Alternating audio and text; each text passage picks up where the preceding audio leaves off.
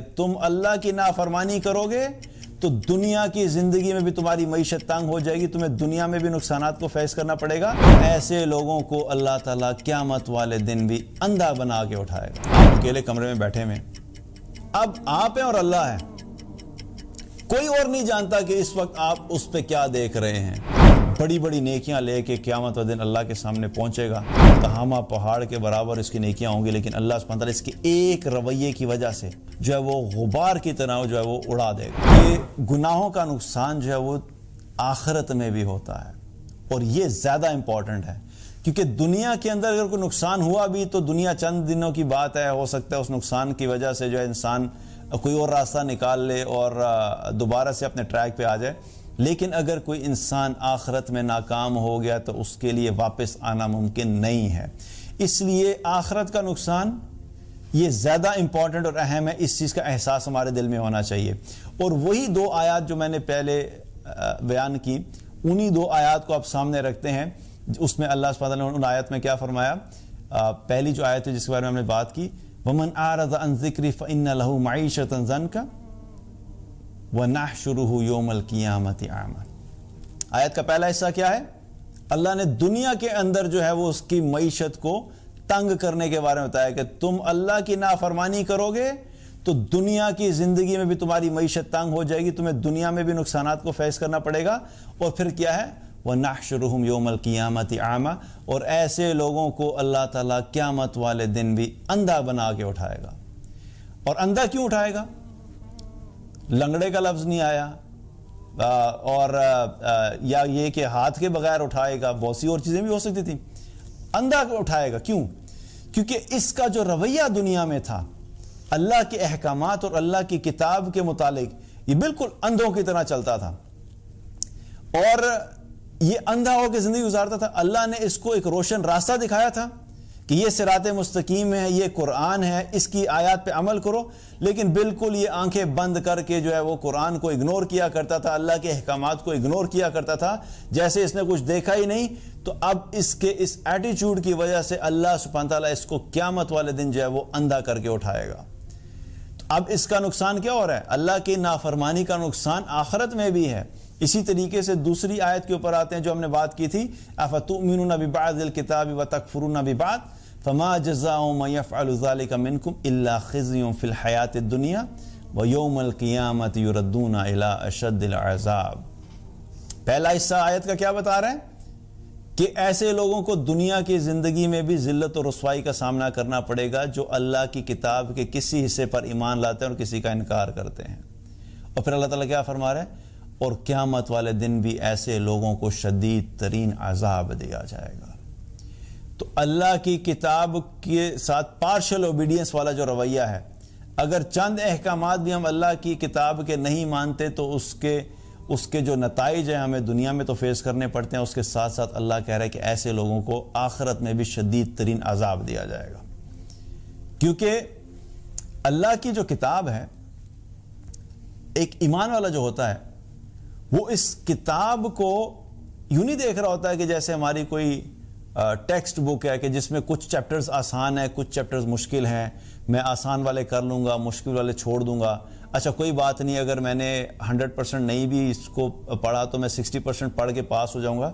اللہ سبحانہ تعالیٰ نے جو ہمیں قرآن دیا ہے، اللہ کے اس قرآن کی ایک ایک آیت اور ایک ایک حرف کے بارے میں جب تک ہمارا یہ رویہ نہیں ہوگا کہ یہ بالکل صحیح ہے، سچ ہے، حق ہے، اور میرا سارا وجود، میری ساری سوچ، میرے سارے اوپینینز، میری ہر چیز اللہ کی آیات کے تابع ہے، جب تک یہ پورے طریقے سے ہم اللہ کے قرآن کے تابع نہیں ہو جاتے، اللہ کے احکامات کے تابع نہیں ہو جاتے، تو آپ سمجھیں کہ ہمارا قرآن پہ اس لیول کا ایمان اور یقین نہیں ہے جو کہ انسان کی کامیابی کے لیے لازم ہے۔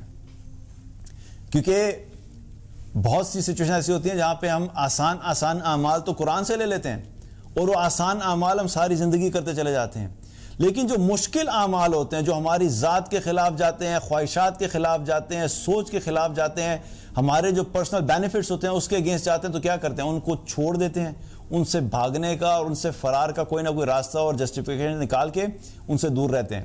تو یہ رویہ اللہ کے ہاں قابل قبول نہیں ہے. پارشل اوبیڈینس جو ہے وہ ایکسیپٹیبل نہیں ہے. ایک ایمان والا اللہ کی قرآن کی ہر آیت کے اوپر عمل کرتا ہے اور سمعنا و اطعنا والا جو رویہ ہے وہ اس کا وہی ہوتا ہے.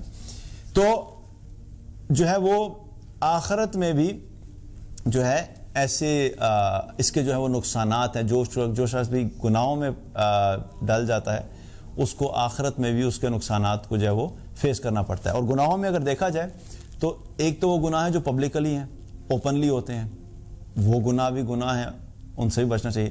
لیکن آج کل ایک بہت بڑا جو مسئلہ ہے, اللہ سبحانہ تعالیٰ ہم سب کی حفاظت فرمائے انکلوڈنگ مائی سیلف, کہ یہ جو چھپ کے گناہ ہیں کہ جب انسان اکیلے میں ہوتا ہے, جب کوئی بھی نہیں ہوتا, اور اس وقت جو گناہ ہو رہے ہوتے ہیں. اور خاص طور پہ چونکہ آج کل اسمارٹ فونز ہر ایک کے پاس ہیں اور اسمارٹ فون آپ کے ہاتھ میں ہے, آپ اکیلے کمرے میں بیٹھے ہوئے ہیں, اب آپ ہیں اور اللہ ہے, کوئی اور نہیں جانتا کہ اس وقت آپ اس پہ کیا دیکھ رہے ہیں, کیا کر رہے ہیں. اب یہ وہ ٹائم ہے کہ جب انسان کے ایمان کا ٹیسٹ ہوتا ہے کہ وہ اکیلے میں جو ہے وہ اللہ کے ساتھ اس کا کیا تعلق ہے. کیونکہ اگر کوئی انسان لوگوں کے سامنے, دنیا میں سامنے جو اچھا بن رہا ہے لیکن اکیلے میں اللہ کی نافرمانی کر رہا ہے, تو اس کا بہت بڑا نقصان کیا ہے.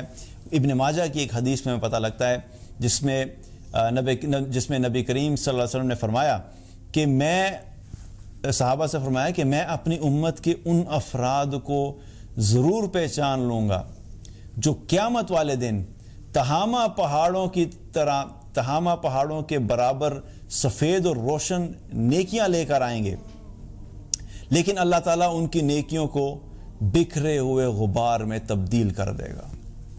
اب یہ بہت خطرناک بات ہے. تہامہ پہاڑوں جیسے ایک بڑے بڑے پہاڑ ہیں جو کہ اتنی بڑی بڑی نیکیاں لے کے آئیں گے.